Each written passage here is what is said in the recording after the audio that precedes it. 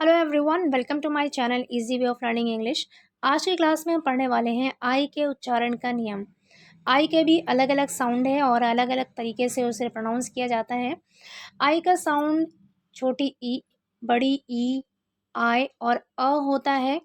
तो इसे हम कब कैसे प्रोनाउंस करेंगे, कब इसका साउंड ई होगा, आय और अ होगा, इसके कुछ रूल्स हैं, कुछ नियम हैं। उन रूल्स को भी हम पढ़ेंगे और कुछ एक्सेप्शंस को भी जानेंगे।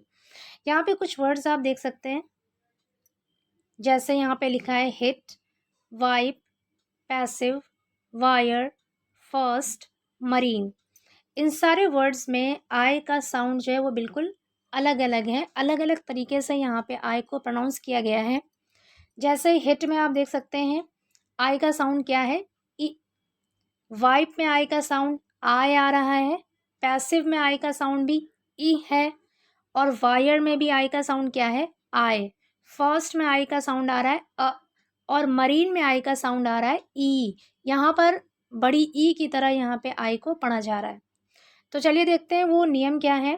फर्स्ट है, आई से शुरू होने वाले शब्दों में और दो कॉन्सोनेंट के बीच में आने वाले आई का उच्चारण अक्सर ई होता है, यानी छोटी ई की तरह इसे प्रोनाउंस किया जाता है।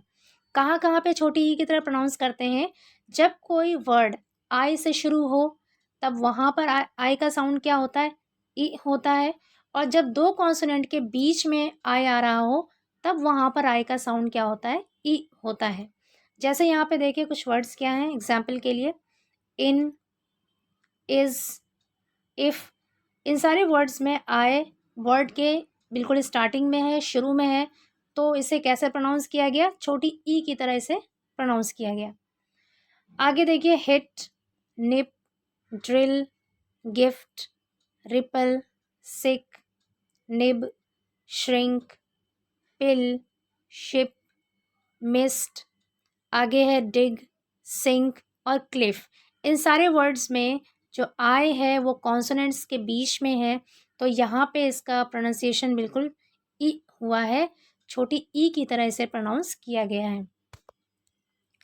नेक्स्ट देखते हैं, जब आई के बाद कॉन्सोनेंट हो और उसके तुरंत बाद ई हो तब आई का उच्चारण आई होता है। क्या कह रहे हैं कि जब किसी वर्ड में आई के फौरन बाद कोई कॉन्सोनेंट हो और उसके फौरन बाद ई आ जाए तब आई का उच्चारण क्या होता है, आई होता है। फॉर एग्जाम्पल यहाँ पे देख सकते हैं आप, hike, pile, bite, wide, dime. इन सारे वर्ड्स में कॉन्सोनेंट के बाद आई है और फिर उसके बाद कॉन्सोनेंट है, फिर उसके बाद फौरन बाद ई आ गया है, तो यहाँ पर आई का प्रोनाउंसिएशन क्या हो रहा है, आई हो रहा है। जैसे life, wipe, knife, wine, bribe, kite, swipe, crime. लेकिन इनके अलावा कुछ और भी वर्ड्स हैं जिसमें कॉन्सोनेंट के बाद ई नहीं भी होता है, तब भी उसमें आई का साउंड आई ही होता है। और ये कुछ एक्सेप्शंस हैं, जैसे यहाँ पे आप देख सकते हैं HIND, हाइंड पढ़ा जाएगा, इसे हिंड नहीं पढ़ेंगे। और यहाँ पर आप देखिए HI और उसके बाद आई के बाद कॉन्सोनेंट है और उसके बाद ई नहीं आया है, लेकिन फिर भी इसे हम क्या पढ़ेंगे, आई की तरह ही इसका साउंड होगा। ऊपर हमने क्या रूल पढ़ा था कि जब आई के बाद कॉन्सोनेंट हो और उसके तुरंत बाद ई आ जाए तब हम आई को आई की तरह प्रोनाउंस करते हैं, आय पढ़ते हैं। लेकिन यहाँ पर जो एक्सेप्शंस, ये जो कुछ वर्ड्स आप देख रहे हैं, जो कुछ एक्सेप्शंस हैं, इसमें आप देख सकते हैं आई के बाद कॉन्सोनेंट है और उस कॉन्सोनेंट के फ़ौरन बाद ई नहीं आया, फिर भी यहाँ पर आई को आई ही पढ़ रहे हैं, तो ये कुछ एक्सेप्शंस हैं। जैसे hind, bind, find, grind, child और बिहाइंड, ये वर्ड्स एक्सेप्शंस कहलाते हैं और इन्हें हिंदी में अपवाद कहते हैं। नेक्स्ट रूल देखते हैं क्या है, जब किसी शब्द के अंत में IRE हो तब आई का उच्चारण आया होता है। क्या होता है, आया। जैसे wire, expire, desire, umpire, spire. यहाँ पे क्या है, आई का साउंड आई और उसके बाद हल्का सा अ का साउंड आ रहा है। जैसे वायर, वायर, एक्सपायर, एक्सपायर। तो यहाँ पर आई का साउंड क्या आ रहा है? जब भी किसी शब्द के अंत में लास्ट में IRE हो तब वहाँ पर आई का उच्चारण होगा आई। तो यहाँ पर देख लिया आपने ये वर्ड्स, जैसे wire, expire, desire, umpire, spire. Next rule है हमारा, जब किसी शब्द में कॉन्सोनेंट हो उसके बाद आई आ रहा है फिर कॉन्सोनेंट हो तब आई का उच्चारण अ होगा। यहाँ पर ये जो ऐसे लिखा हुआ है इसका मतलब है अ को थोड़ा खींच के पढ़ेंगे, आ नहीं पढ़ेंगे बल्कि अ को थोड़ा सा खींचेंगे।